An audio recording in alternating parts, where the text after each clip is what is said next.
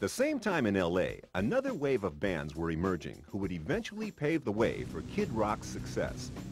Oh man, if you don't play music in Huntington Beach, you're nobody. Coming from similar suburban backgrounds, these bands took the same Run DMC-inspired rap rock template that Kid used and turned hard rock music upside down. You know, all the Bakersfield bands coming out here, they just migrated to Huntington Beach like it was the center of the rock and roll planet, you know what I mean? You know, you could be the worst band, but if you have 500 kids in front of your place, you know, you're probably going to get a record deal. I was really surprised that metal made such a big comeback. And so I would, like a couple of years ago, I would have said it would have never happened as big as it did. So I'm probably really not the best judge on where it's heading, because I was wrong, obviously, because, you know, all these heavy bands were coming out, and it's, you know, there's no way they're going to play White Zombie on the radio. What are you thinking? You know? And what do you know?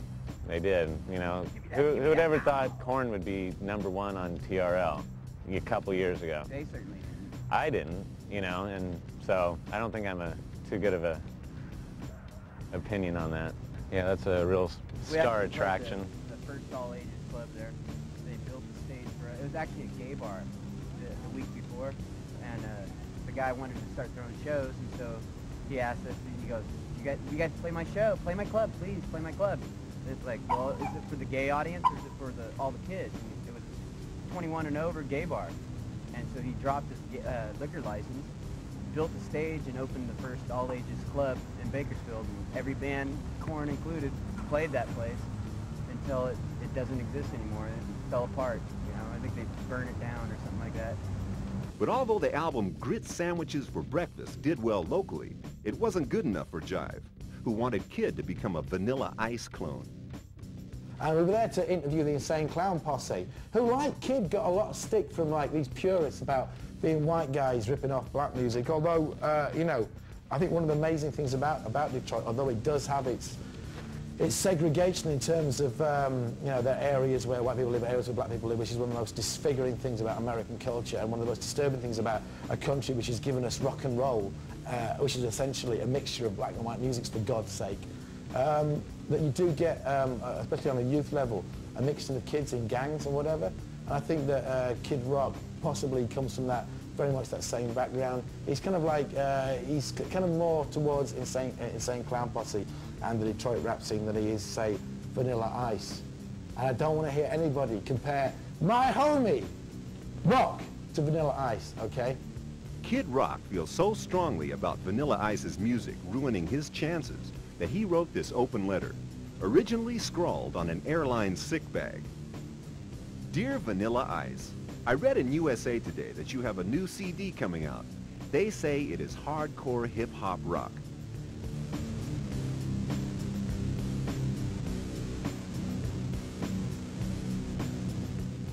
You embarrassed and humiliated a whole generation of white kids and music listeners. The only halfway decent thing you did was that comedy, Cool as Ice.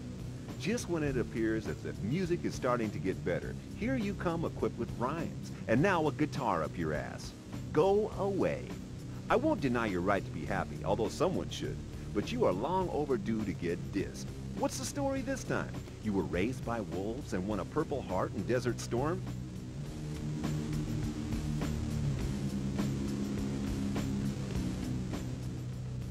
You embarrassed a whole shitload of white kids once. I won't let it happen again. I saw you posing naked in that Madonna book. Your dick looked big enough to touch your ass. And if it can, good. Go fuck yourself. Kid motherfucking Rock.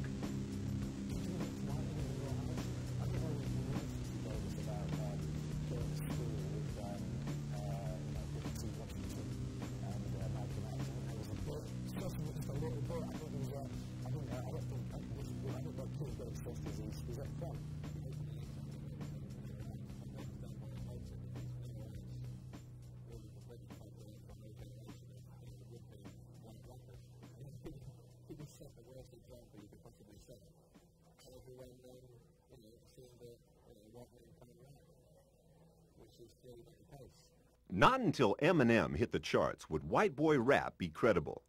I think it was very hard for Bob to walk away from a secured future. But he had his own agenda. You know, he had a plan. He's had a plan since he's been in 9th grade about what was going to make him famous and what was going to work for him. And he had a goal. Being from Romeo, a smaller town, the things that he liked to do were more closer to the city as far as getting records, meeting people, having parties. You can only have so many parties in Romeo. He really wanted to meet somebody. And for him to leave, it was very tough for him. You know, I know he slept in a lot of places he didn't want to sleep. He lived with a lot of people he didn't want to live with. And we've done a lot of rough things. You know, it was rough being on his own. I think he was 15, 16 years old, living in Mount Clemens, working at a car wash, doing parties. And he'd make a little bit of money at it, but it got him recognition, so got his name out. So it worked out well for him. By 1992, Kid had recorded with Detroit beatmaster Mikey Clark, producer of the Insane Clown Posse. Kid worked with the Posse on their classic debut, Carnival of Carnage. The Posse had fully metamorphosized from their origins as gangsta rappers called Inner City Posse to horror rappers. By 1994, Insane Clown Posse were on their way to stardom, signing with Jive.